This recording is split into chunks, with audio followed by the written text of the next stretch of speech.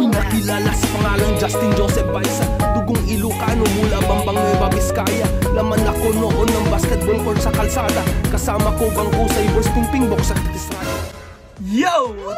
What's up guys? This is your boy again, Daddy Kabulin, your Daddy Kabuntage again guys. And yeah guys, what's up guys? Kamusta naman kayo guys? Kamusta naman tayong lahat dyan guys? Sana'y okay na okay tayo guys. Kasi kung tatanungin nyo guys is everyday okay tayo guys. Yan, dapat think positive lang tayo guys. Be optimistic lang sa buhay guys. Yan. So guys, for today's vlog is meron akong i-share at i-flex sa inyo guys. Yan. So guys, obviously is Chicago Bulls to guys. Oh my god. Pero ang nasa background natin is mga bootleg or reprint. What? Ang suot ko is bootleg din. Mga display natin is bootleg t-shirt din guys. That's pretty so good. Guys, ito is, alam nyo na, bootleg t-shirt kung ipiplex ko sa inyo. Sabi ko nga sa inyo guys, as long na Chicago Bulls yan, regardless man yan kung vintage or bootleg, is as long na Chicago Bulls ang design guys is i-collect ko, lalong-lalo na kung nagustuhan ko yung designs guys. Yan, ito guys, ang kwento nito guys is off namin ni Darling noon at saka si Liet wala din pasok noon. Weekends is naglakad-lakad kami ni Darling dyan sa Hamdan. That's pretty good. Is napasyal kami or pumasok kami sa Barcode guys, sa Barcode na, kasi yung Barcode guys is para siyang outlet or mga retail outlet guys ng mga hindi na nabenta sa mga shop or may mga hindi din branded pero andun din, may makikita ka din sa Barcode guys na shop dito. Napakalaki yun. Really nigga? Pasyalan nyo guys na ang dami din mga mabibili mga gandang damit dun guys. Let's go. Yan. One time guys, wala man na, bibihira kasi ako bumili. Ito pa, isang kwento pa pala dyan guys. Kaya ako binili to kasi nga, si Darling, pag lumalabas kami, laging ang mga suot ko is mga vintage. Siyempre yung mga vintage na t-shirt guys is medyo faded, parang luma ba? Parang luma guys. Sabi ni Darling, ay, Darling, palitan mo yung damit mo. Parang luma naman yung damit mo. Mga gusto niya yung mga ganito, yung matitingkad yung design. Sabi ko naman, vintage kasi yung Darling, kaya faded. Sabi ko gano'n. Sabi niya, tara, bilhan kita ng mga bago mong damit sa Barcode or kahit saan man dyan madaanan natin sa Brands Poreless. Sabi ko naman, ayoko nga. Ayoko ng mga bagong damit. Gusto ko kung anong gusto ko or yung vintage, sabi mo gano'n. Unexpectedly guys, nung pumasok nga kami sa Barcode guys, syempre tingin-tingin din naman ako guys para hindi maghalit na naman si Darling sa akin guys. Kunyari, gusto kong bumili. Pero unexpectedly nga guys, is naswertehan natin guys. Kasi mayroon tayong na hits na t-shirt guys, na t-shirt. That's pretty good. Pero syempre, hindi ko muna ipeplex. Sige, wag ko na nga putulin guys. Diretso na natin dito guys. Hindi ko na puputulin. Ito, meron tayong na hits guys na t-shirt. Na ang tatak guys is Chicago Bulls. Yan. So, syempre, naganaan ako guys na pumili. Then, naghanap ako ng size is sakto. May size naman ako guys. Kaya ito guys, ipeplex ko na sa inyo guys. I'm ready! I'm ready! So, let's get it on guys! Yan, ito na guys. Hindi ko na patatagalin. Eto na guys, ready na kayo? And guys, diba guys? Ang solid ng design guys, diba? Oh my god. Saka yung kulay guys is okay na okay para sa akin. Wala kasi akong black na nakita doon or white. Pero ito guys, is sabi ni Darling, uy, bagay sa'yo, pumuputi ka dyan. Diba? May compliment pa. Siya na magbabayad, tapos pinuri pa ako guys. Diba guys, yan, I love you Darling. Yan guys, flex muna natin guys. Sobrang daldal ko na. Alam ko naboboring kayo guys. Wait lang. Ito na guys, ayan diba guys? Yan lang naman ang design na guys sa front hit. At ang back hit guys is ito guys. Isabi ko sa inyo guys, walang back hit guys.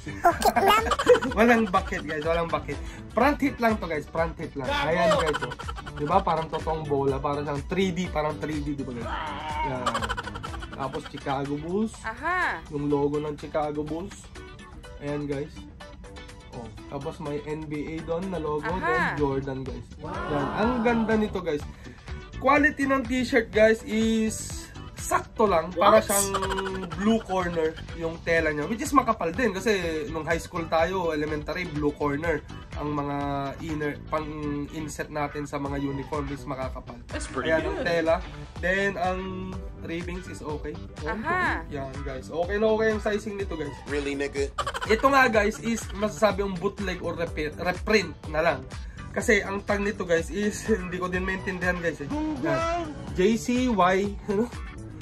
JCYJ o size large. Itong large na size na to is parang XL, guys. Maluwag sa akin, saktong-sakto, guys. Then, meron din siyang jack tag dito. That's pretty good. Na JCYJ. Ang nakalagay is Just Innovation. Just Innovation, guys. O, di ba, guys? Bootleg. Kaya masaya si Darling nun kasi sa wakas, bumili din ako ng bagong matingkad na damit, guys. Ayaw nga yung mga faded na damit na sinusot ko kasi parang luma daw, guys. Siyempre, vintage nga, guys. Ayan. Pero anyways, ito is na-appreciate naman ni Darling itong napili ko. At siyempre, alam niyo naman, fanatic ako ng Chicago. Kaya pinush niya ako. Sige, bilhin mo na yan. Bilhin mo. Bili ka ng 6. Bili ka ng 6. Hindi. Isa lang naman yung binili ko, guys. Isa lang yung binili ko. At saka may isa pa palang design ng Chicago Bulls doon nun. Pero, ano ba? Wala akong size, which is black yun. Siyempre, favorite color natin is black. Is yun sana kukuno, kaso walang size. Pero ito, good thing, merong isa pang design. At saka, yung kulay is... What? Yung kulay is... Nagmamadali kasi ako, guys, kasi lalabas kami nilit. Nangungulit na kanina pa, guys. Ayan, sabi mo magbablog lang si Papa saglit. Nangungulit na. Kaya ito, nabubol ka, natatawa tuloy ako, guys. Ayan, guys, ayan, yung kulay is... okay naman sa complexion ko, kaya all good, kinuha ko. Kaya masaya si Darling. Nasabi kong hits, guys, kasi nga meron tayong nakuhang Chicago Bulls na bootleg. Then another hits, guys, is nag-sale to from ilan ba to? From 29 to From 29 is 19 dirhams na lang natin to, guys, na nabili sa barcode, guys. Mura din doon, guys. Laging nagsisell din doon sa barcode, guys. That's pretty good. Ayan. From 29 dirhams is nakuha na lang natin ng 19 dirhams, which is sa peso, guys, is nasa 285 pesos din, guys. Imagine mo, guys, yan. Pero, guys, na-curious ako nung una ko nakita to. Sabi ko, parang familiar yung design, sabi ko, guys. Parang familiar yung design. Then, nung pag-uwi namin, nag-search ako sa online or sa Google, guys, yung hinala ko na design is siguro yung manufacturer nitong t-shirt na JCYJ is inspired siya, sabi ko. Then di nga tayo nagkamali, guys, kasi nga yung design na ganito is similar at saka siguro inspired nga siya sa design na vintage 90s Salem Sportswear Chicago Bulls t-shirt, guys, which is makikita nyo dyan, guys. Ipopost ko dyan, guys, either right, either left. We will post it dyan, guys. Tong, kuha na siya. Wait lang naka. Okay? Ayan, guys, dun siya inspired, guys, sa vintage 90s Salem Sportswear Chicago Bulls t-shirt. Yun nga lang, guys, ang difference nila, guys, is i-compare nyo tong t-shirt habang nagsasalita ko dyan sa photo na nakikita nyo dyan kung saan ko man ilalagay. Let's go. Ang pagkakaiba nila, guys, yung bola dyan sa photo is may spalding, guys. May spalding. Pero dito, guys, is walang brand yung bola, guys. Siguro ito Buffalo. What? Buffalo yung bola ko nung high school ako, guys. At saka Void.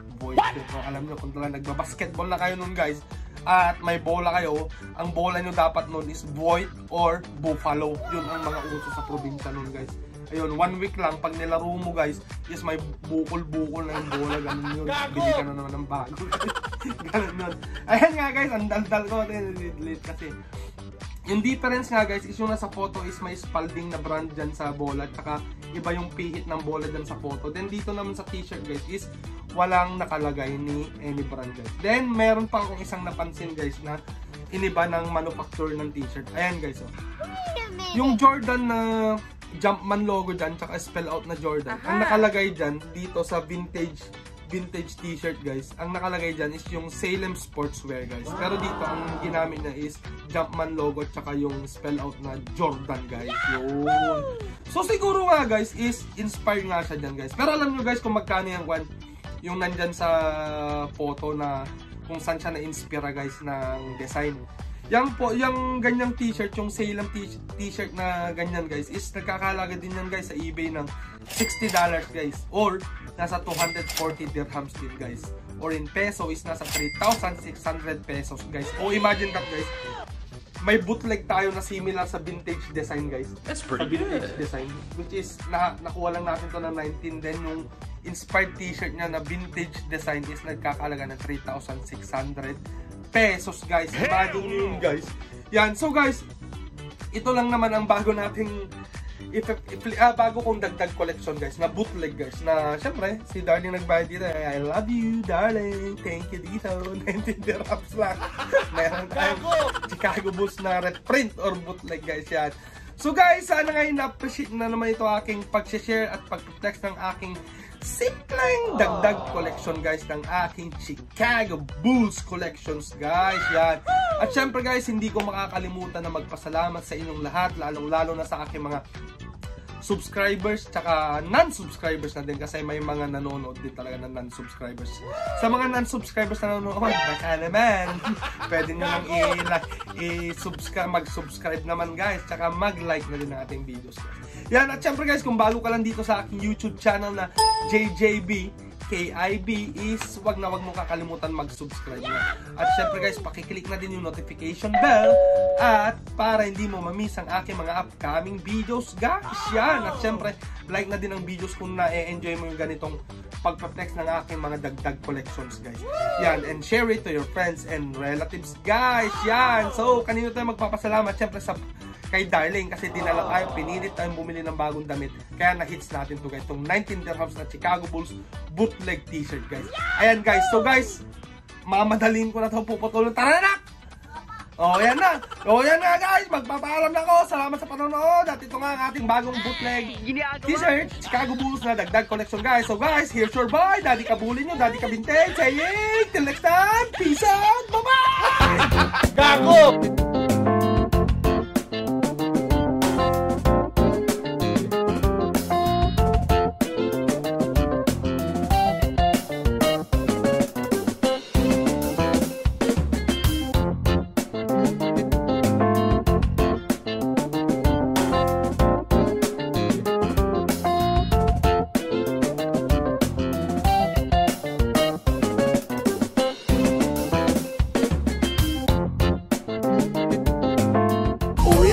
Baka naman ikay magtampo sa panahon, kasi ngayon okay sa pamawan bibiyang ko. Yung angas ko kahit saan kayang-kayang dalhin, pero yung pagkahangin mo mukhang inborn yan, mate.